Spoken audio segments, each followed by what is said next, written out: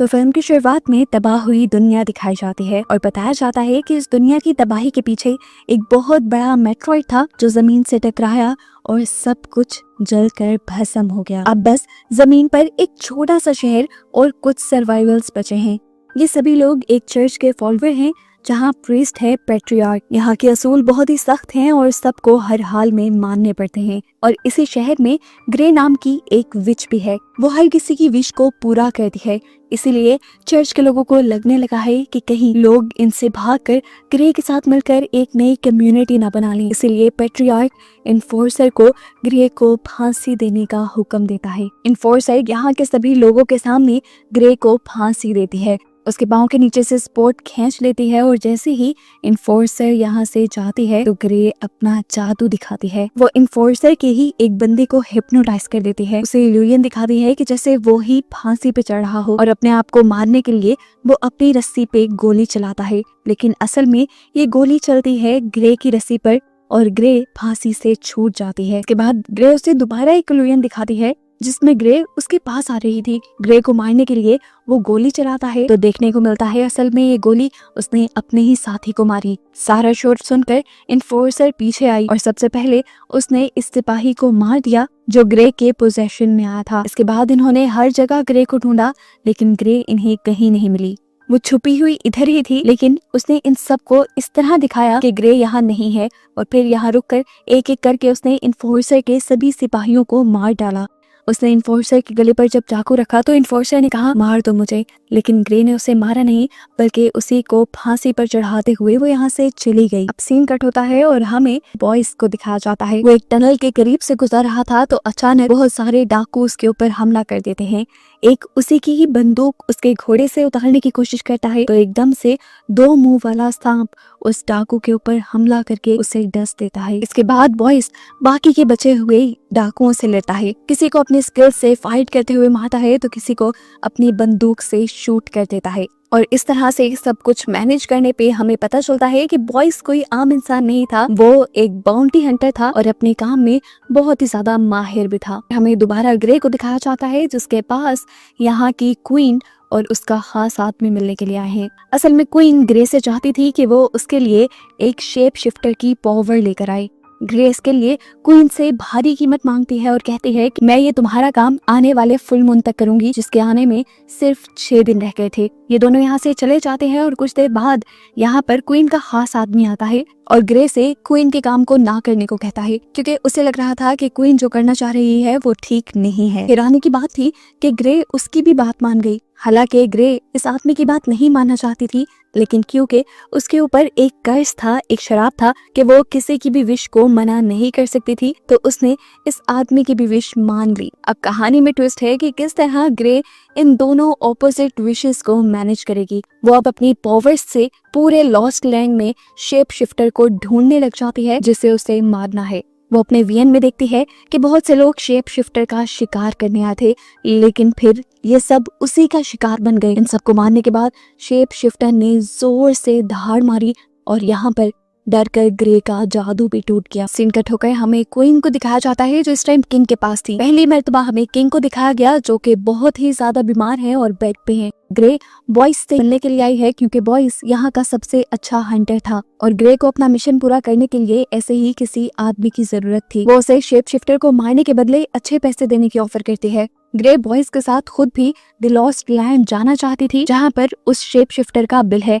असल में वहीं पे शेप शिफ्टर को मारकर उसकी ताकत को कैद किया जा सकता है, कहीं और नहीं। बॉयज पहले ही ग्रे को अलर्ट कर देता है कि रास्ता बहुत लंबा हो सकता है और इसमें कई खतरों का सामना हो सकता है। इन खतरों में कई तरह के डीमंस और टूटे फूटे रास्ते भी होंगे। ग्रे हर किस्म की मुश्किल को पार करने के लिए तैयार थी। चर्च के लोग जो अभी भी ग्रे के पीछे पड़े हैं, ग्रे को ढूंढते हुए इस बार में हमला कर देते हैं और उनके हाथ लगने से पहले ही ये दोनों चर्च से भाग जाते हैं। हम देखते हैं कि पैट्रियार्क को अंदर की एक खबर मिली थी कि क्वीन भी सीक्रेटली ग्रे से मिलने गई थी। इससे पैट्रियार्क को डर लगने लगा। उन्हें लगने लगा कि कहीं क्वीन भी ग्रे के साथ मिलकर चर्च के खिलाफ कोई साजिश तो नहीं करने लगी। इससे पहले कि ऐसा कुछ हो, वो इन्फोर्सर को ग्रे को पकड़ लाने का हुक्म दे देता है। अब इन्फोर्सर अपने सिपाहियों को लिए ग्रे और बॉयज के पीछे पड़ जाती है जो एक खास शहर में पहुंच गए थे। यहाँ पर जाके ग्रे और बॉयज के दोस्तों के घर स्टे करते हैं। यहाँ इनकी बातों से हमें बॉयज का पास्ट पता चलता है कि वो इतना अच्छा हंटर कैसे है। बचपन में लॉस्ट लैंड के अंदर उसकी आंखों के सामने उसके मॉम डैड को मार दिया गया था, जिसके बाद अपने सर्वाइवल के लिए वो डीमन से, हंटर से लड़ते लड़ते आखिर को उस शहर में पहुंचा जहाँ पर इंसान आज बस रहे थे। फिर अगले दिन ये लोग अपना सफर कंटिन्यू कर देते हैं और ये दोनों एक बिल्डिंग नुमा जगह में आए थे जहाँ से आगे का रास्ता इन्हें एक केबल बस के जरिए पार करना था। लेकिन जब ये ऊपर आए तो इनका सामना हो गया इन्फोर्सर और उसके सिपाहियों से। इन सब के दरमियान में लड़ाई शुरू हो जाती है। बॉयज तो था ही बहुत अच्छा हंटर और फाइटर, और ग्रे लड़ने के लिए अपनी जादुई पावर्स का इस्तेमाल कर रही थी। वो सबको हिप्नोटाइज करते करते उनके ऊपर वार कर देती थी, जबकि दूसरी तरफ बॉयज धड़ाधड़ किसी के ऊपर गन तो किसी के ऊपर चाकू से हमला करते हुए उन्हें मार देता है। और जब इन्हें लगता है कि अब टाइम आ गया है तो ये दोनों जल्दी से केबल बस के ऊपर जंप कर देते हैं। लेकिन बहुत से सिपाही इनके पीछे यहाँ भी आ गए थे। इनसे लड़ने के लिए ग्रे बस के ऊपर चढ़कर बहुत से सिपाहियों को मारती है, उनसे फाइट करती है, जबकि बस के अंदर बॉयज इन लोगों से लड़ रहा था। इन्फोर्सर ये देखते हुए कि ये दोनों तो इनके हाथ लग ही नहीं रहे, वो अपने सिपाहियों से इस बस की केबल को काटने का हुक्म दे देती है। जैसे ही ये केबल टूटी, बस डिसबैलेंस होकर नीचे गिर गई, लेकिन वो एक चट्टान के साथ अभी भी लगी हुई थी। ग्रे अपने चाकू के सहारे से बस के ऊपर की तरफ आने की कोशिश करती है, जबकि बॉयज इस स्लिपरी चट्टान के ऊपर चढ़ने की कोशिश में था। लेकिन तभी पीछे से दूसरी केबल भी काट दी गई और इनके पास सारा सहारा भी खत्म हो गया। लेकिन अपने चाकुओं का इस्तेमाल करते हुए आखिर ये दोनों ही उस चट्टान पर चढ़ने में कामयाब हो गए। ये देखते हुए इन्फोर्सर ने अपनी स्नाइपर निकाली ग्रे को शूट करने के लिए, लेकिन स्नाइपर के लेंस के जरिए ही ग्रे ने दोबारा इन्फोर्सर को हिप्नोटाइज कर दिया। उन्हें ऐसा फील हुआ कि वो दोनों वहां से चले गए हैं और इस तरह इन दोनों का पीछा उन लोगों से बच गया। पूरी फाइट के दौरान बॉयज को एक गोली लग चुकी थी, जिसकी वजह से उसे बहुत ज्यादा दर्द हो रहा था। बॉयज खुद इस गोली को अपने जिस्म से निकाल देता है और ग्रे उसके जख्मों पे टांके लगाती है। हमें क्वीन को दिखाया जाता है, जिसे पता चला है कि वो प्रेग्नेंट है। क्वीन को एक वारिस मिल गया था, अब उसे किंग को और सहने की जरूरत नहीं थी। क्वीन का रवैया भी किंग के साथ बिल्कुल ठीक नहीं। वो किंग से अलहदा भी होना चाहती है, लेकिन किंग से अलहदा होने पर जो उसे क्वीन की हैसियत से ताकत मिली है वो उसके पास से खत्म हो जाएगी। वो फौरन ही खुद किंग को मार देती है और सबसे झूठ कह देती है कि उनकी बीमारी की वजह से उनकी मौत हो गई। ये लोग अब एक ऐसे शहर में पहुंचते हैं जहां इनके पीछे बहुत सारे डीमंस लग जाते हैं। ये अजीब सी दिखने वाली क्रिएचर्स इंसानों जैसी ही लग रही थी, लेकिन दिखने में बहुत भयानक थी। इससे पहले कि ये ग्रे के ऊपर हमला कर देती, बॉयज अपने चारों तरफ ऑयल फैला के वहां आग लगा देता है, क्योंकि वो इन क्रिएचर्स की कमजोरी जानता था। इन्हें आग से डर लगता था, लेकिन ये डीमन तो उनकी सोच से कहीं ज्यादा ज़हीन थे।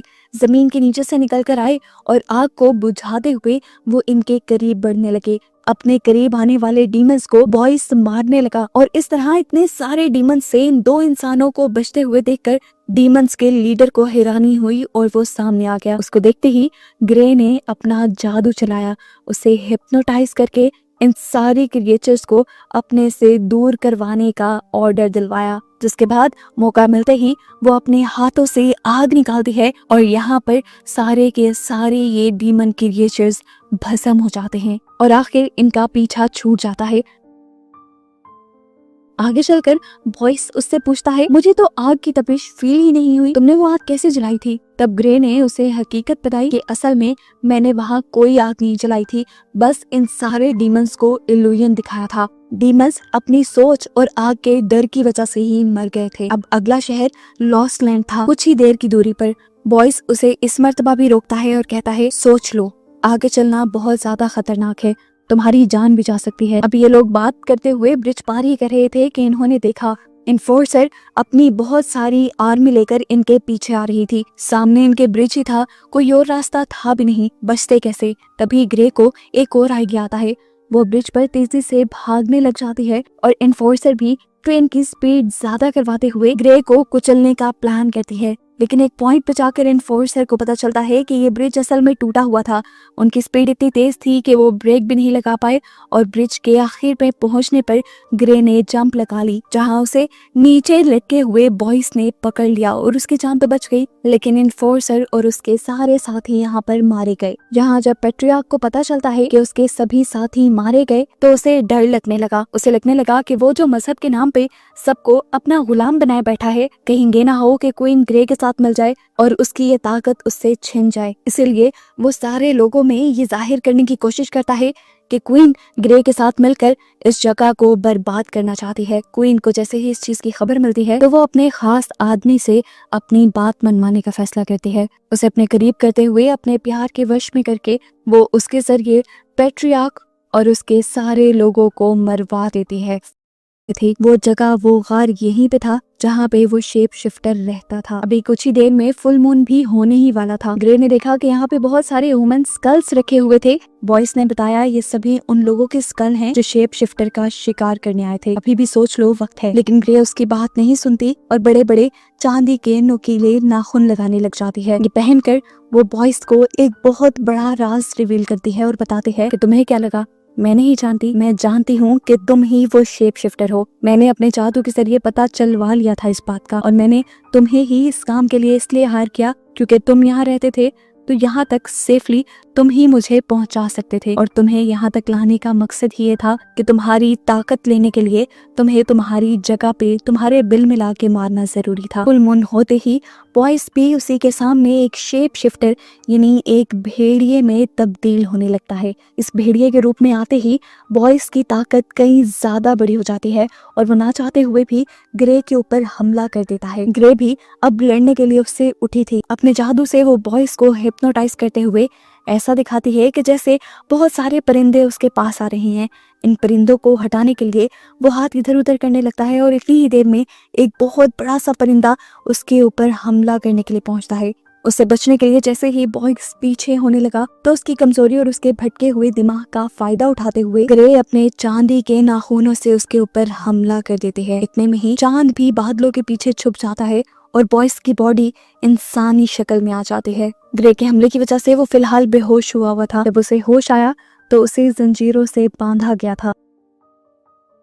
वो अपने आप को कमजोर फील कर रहा था। पता चला कि इन शेप शिफ्टर्स की कमजोरी असल में चांदी है और ग्रे ने उसे कमजोर करने के लिए बहुत ही अच्छा खेल खेला था। जब उसके जिस्म पे टांके लगाए तो उसने उसके जिस्म में एक चांदी का सिक्का डाल दिया था जो अब उसकी बॉडी में रिएक्ट करके उसे कमजोर बना रहा था। अब वो बॉयस से माफी मांगती है और कहती है कि मैं जो करने वाली हूँ मैं करना तो नहीं चाहती, लेकिन मैं अपने कर्ज की वजह से मजबूर हूँ। वो उसकी जान लेने ही वाली थी, लेकिन तभी बॉयस ने कहा मेरी भी एक विश है। बॉयस उससे विश करता है कि तुम मेरे पास ही रहो, क्योंकि वो अब ग्रे से प्यार करने लगा था।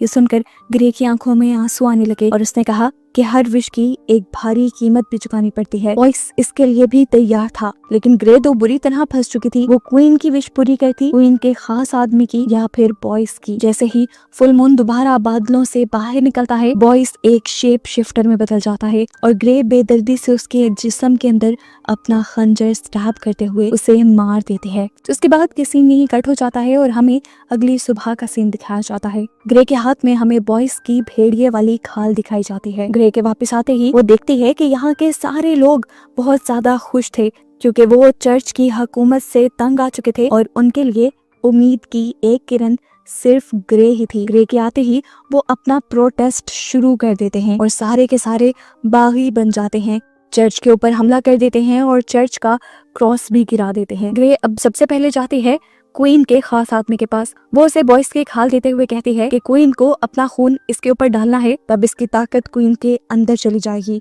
ये खाल पकड़ते हुए वो आदमी कहता है मैंने तो तुमसे विश मांगी थी कि तुम क्वीन की विश ना पूरी करना।